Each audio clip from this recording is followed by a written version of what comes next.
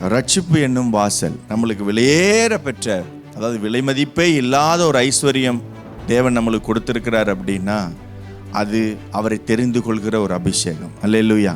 அதை தவிர இந்த உலகத்திலே பெரிய ஒரு ஆசீர்வாதம் எதுவுமே இல்லை. ரட்சிப்பு என்னும் வாசல், அந்த வாசல் தான் மிக முக்கியமான காரியம். ஏனென்றால் அந்த வாசல் யார் என்றால் ஆண்டவராகிய இயேசு கிறிஸ்து. அந்த ரட்சிப்பு என்றால் என்ன, அது எப்படி நம்மளுக்கு கிடைக்கிறது, அது உண்மையில் என்ன என்பதை குறித்து நம்ம பார்க்கணும். நம்ம ஒரு வீட்டுக்கு மெயின் டோர் வழியாக தான் உள்ளே போகணும். பின்னால் டோரில் அல்லது பின்னால் ஜன்னல் வழியாக ஏறி குதிச்சு வந்தால் அவர் யார்? திருடு அல்ல வேறு இடத்துக்கோ வரார். ஏதோ ஒரு நேர்மை இல்லாத போகும் பொழுது அவன் சரியான அந்த வீட்டுக்கு போகிற வழி அல்ல.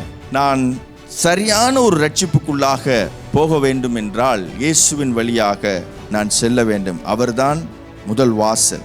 இயேசு கிறிஸ்து மெய்யான வாசல். அந்த வாசல் வழியாக வர வேண்டும். ஒருவன் பின் வழியாக வருவானானால் அவன் சரியான ரட்சிப்புக்குள் அல்ல, அவன் பிதாவினிடத்தில் போவதல்ல, போவதற்குரிய எந்த முகாந்தரமும் அல்ல என்றதை நம்ம பார்க்கிறோம். என்னுடைய ஞானஸ்தானம், என்னுடைய ரட்சிப்பு சரியான முறையில் இல்லை என்றால் நான் மீண்டும் அதை பரிசுத்தத்துக்குள் கொண்டு வந்து சரியான வாசல் வழியாக நான் உட்பிரவேசிக்க வேண்டும். அப்பொழுதுதான் பிதாவினிடத்தில் நான் இடுப்புண்டவனாக இருக்க முடியும்.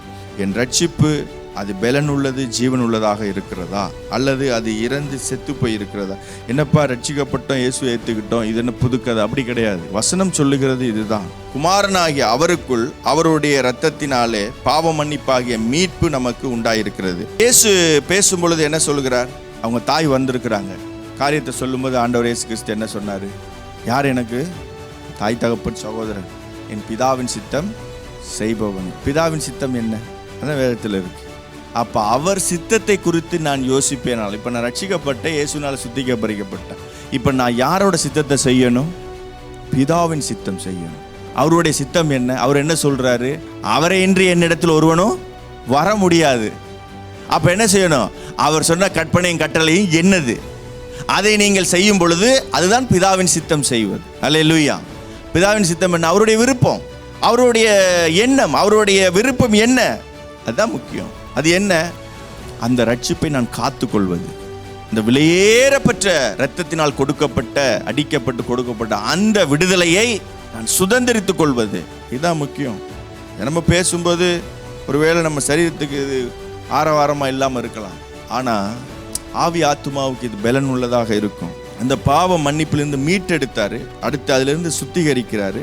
அந்த பாவத்தை நம்ம அறிக்கையிட்டு விட்டுருவோம். அந்த கரைகள் இருக்கும், அந்த கரைகளை சகரியா புத்தகம் சொல்லுகிறது, அந்த கரைகளையும் நீக்க வேண்டும். இது ஒரு பெரிய ப்ராசஸ் மாதிரி.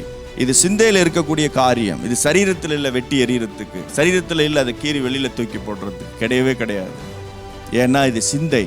இந்த சிந்தைக்குள்ள ஸ்டோர் ஆகும் பொழுதுதான் அது இருதயத்துக்குள்ள வருகிறது, அது ஆத்துமாவை முறிகிறது, ஆவி முறிகிறது, ஆத்துமா அசூசிப்படுகிறது, பின்பு சரீரத்திலே பிரதிபலிக்கிறது. பிசாசின் தொந்தரவுகள், பிசாசின் காரியங்கள் உண்டு. ஏன்னா இந்த உலகம் அவனுடைய கையில் இருக்கிறது. ஆனால் அதை மீண்டு கொள்வதற்கு கர்த்தர் ஃபார்முலா கொடுத்துருக்கார்.